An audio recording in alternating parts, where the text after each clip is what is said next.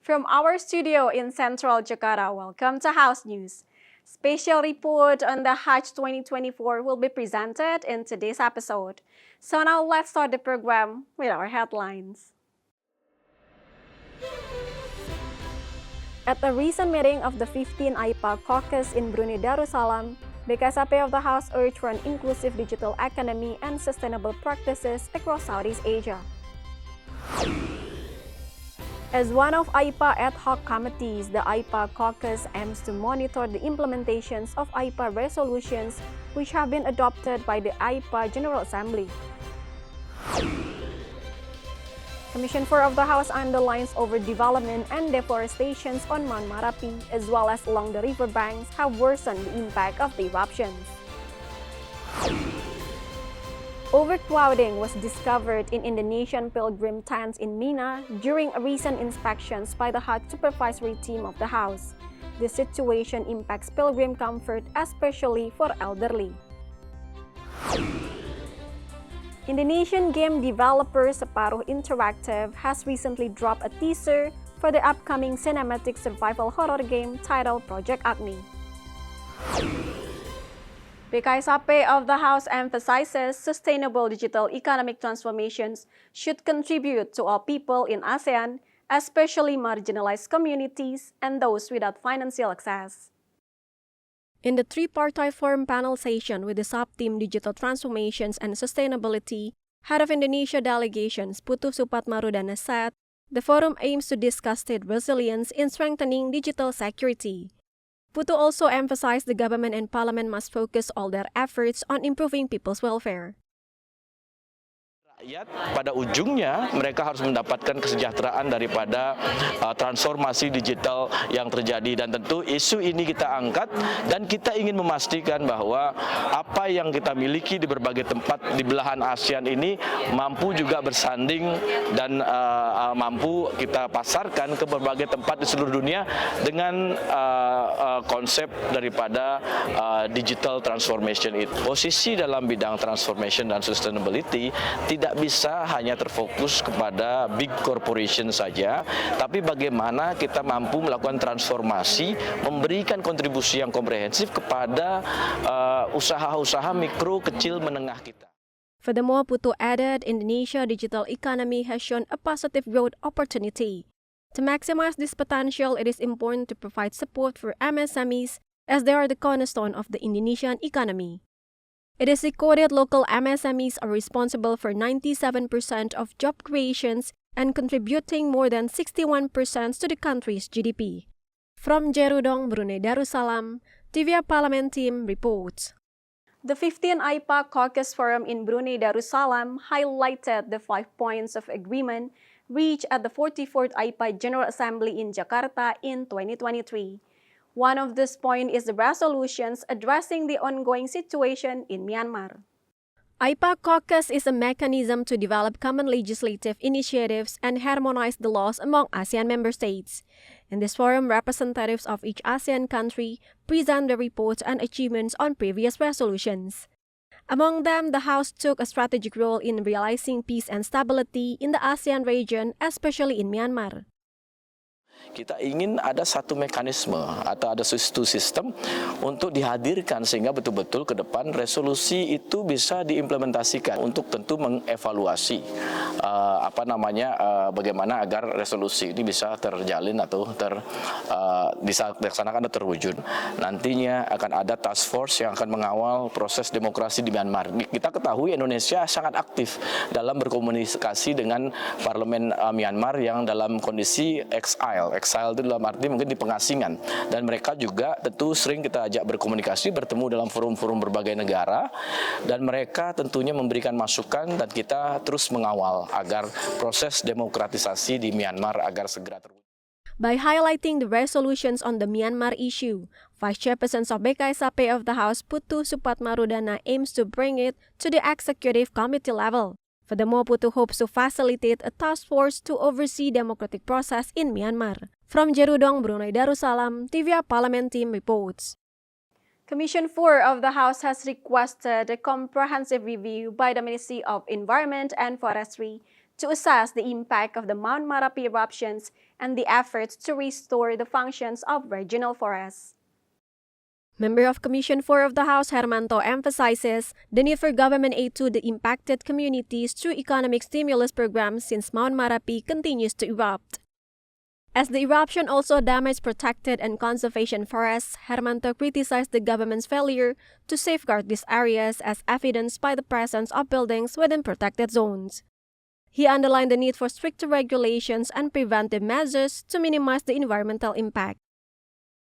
Nah, salah satu kesimpulan dari pertemuan itu adalah adanya kajian secara komprehensif terhadap kawasan tersebut yang meliputi bagaimana memulihkan kembali hutan di sana, kemudian merelokasi masyarakat di sana, kemudian juga membuat cek dam di beberapa aliran sungai yang untuk menghambat erupsi supaya tidak langsung menghantam kawasan-kawasan.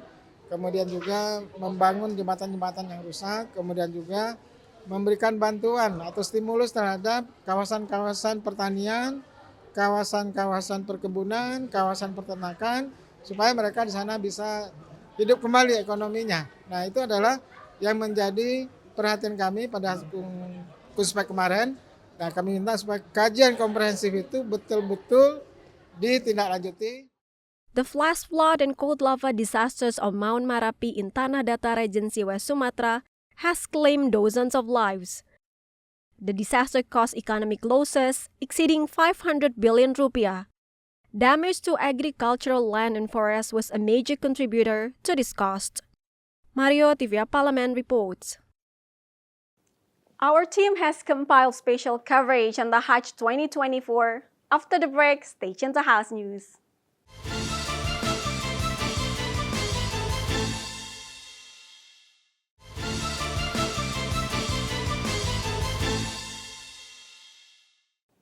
Welcome again to House News.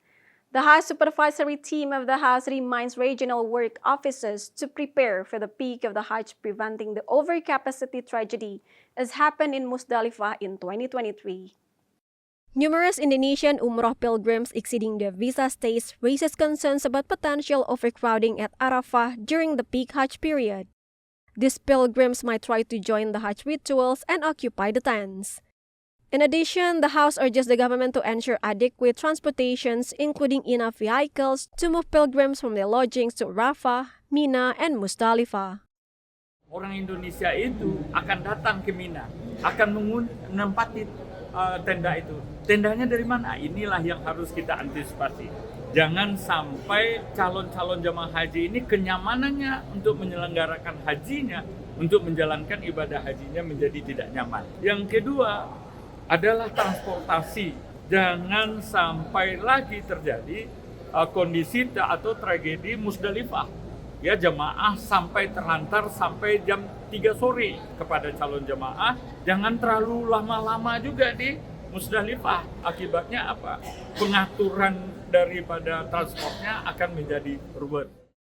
Member of the House Supervisory Team of the House, John Kennedy, explains following the inspections, the Indonesian Hajj pilgrim tents in Mina are now closer to the Jamarat. The distance from the tents to the Jamarat was 7 kilometers in 2023, but this year it's been reduced to 4 kilometers. This change is intended to improve the comfort of Hajj pilgrim, especially the elderly. TVA Parlemen team reports. In a visit to the Indonesian Hajj Health Office in Mecca, the House asked the health plan for high-risk pilgrims, especially regarding the heat stroke preventions. The weather in Saudi Arabia is predicted to reach 50 degrees Celsius. Member of the Hajj Supervisory Team of the House, Saleh Partaunan Daulay, questions the government's anticipation plan for high-risk pilgrims, pointing out 87% of pilgrims from South Sumatra and Bangka Belitung belong to this vulnerable group. Saleh urged the government to prioritize pilgrims in high-risk group, especially with regards to heat stroke preventions. Itu dari 8.700 yang berangkat dengan Bangka Belitung ya, jadi Provinsi Sumatera Selatan dan Bangka Belitung. Itu 87%-nya itu risiko tinggi, dan itu potensial akan ada masalah kesehatan selama mereka melaksanakan ibadah. Nah, itu bagaimana penanganannya di sini sebenarnya? Kan udah tahu bahwa mereka potensi sakit. Furthermore, another member of Hajj supervisory team, Nur Hayati, said, learning from last year's Hajj, where many pilgrims suffer from heat stroke, she urged the government to optimize services for high-risk pilgrims. Nur Hayati demanded the government to improve punctuality of bus pickups to minimize exposure to extreme temperatures. Dikarenakan pada tahun lalu pun ada beberapa permasalahan, salah satunya adalah karena yang pertama mereka banyak kena heat stroke di saat di Musdalifah itu dikarenakan bis terlambat menjemput, sementara terik matahari.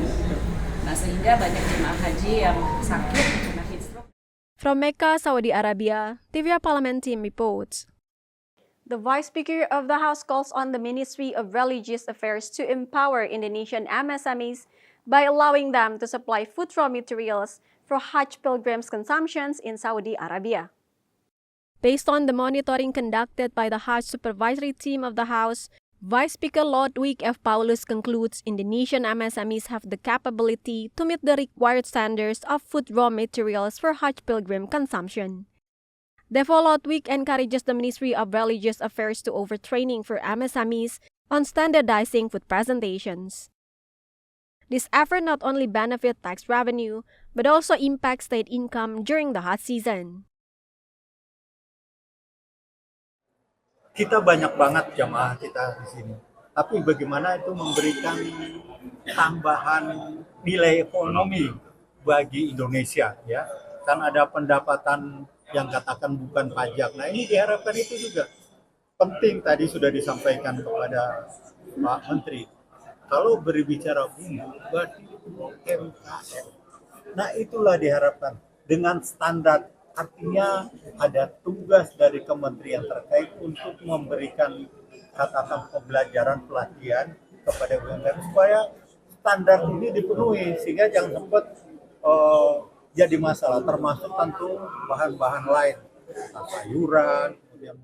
Furthermore, Ludwig adds the government should develop an emergency plan to address any potential issues with the use of smart cards during the Hajj pilgrimage. TVR Parliament Team reports. Upcoming next, we have more on music and entertainment. Stay tuned to House News.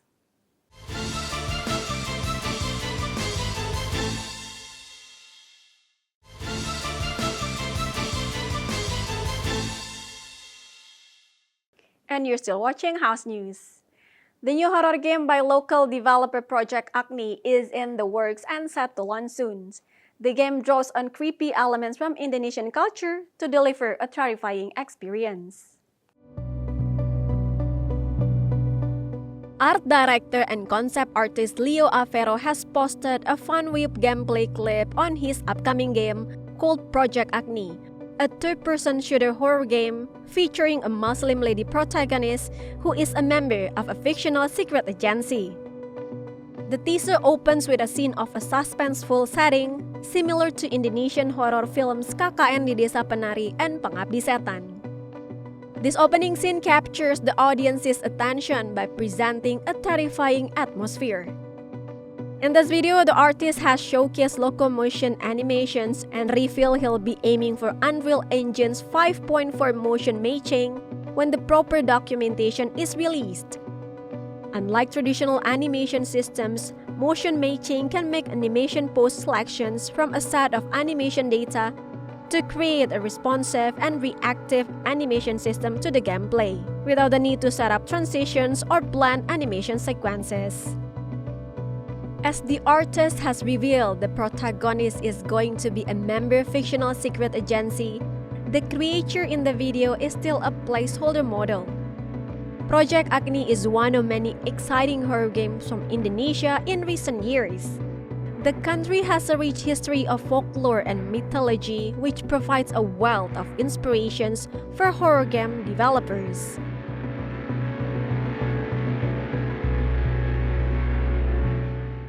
Indonesia is scheduled to be one of the hosts of a global orchestra concert entitled One Piece Music Symphony, the 25th Anniversary World Tour in August this year.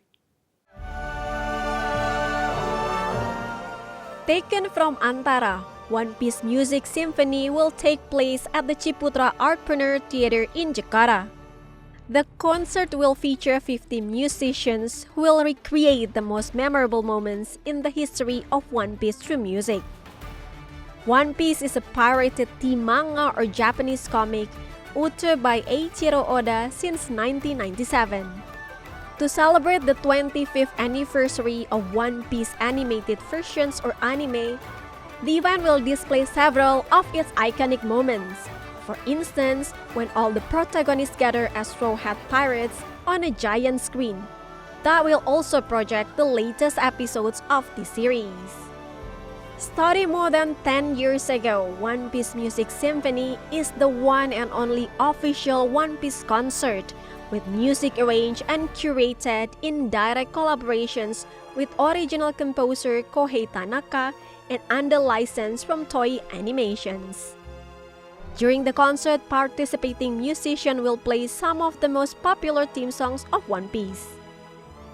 The commemorative concert will take place at several venues around the globe, including Davies Symphony Hall in the United States, the Eventim Apollo in the United Kingdom, and the Köln Philharmonie in Germany. Meanwhile, Ciputra Open Air Theatre will be among the hosts in Asia, along with Esplanade Concert Hall in Singapore and KBS Hall in South Korea.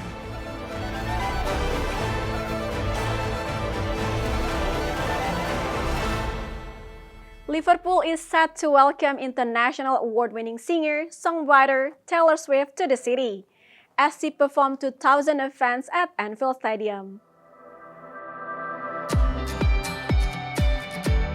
Anfield Stadium, the historic home of Liverpool Football Club, transformed into a musical place as Taylor Swift graced the stage with her presence.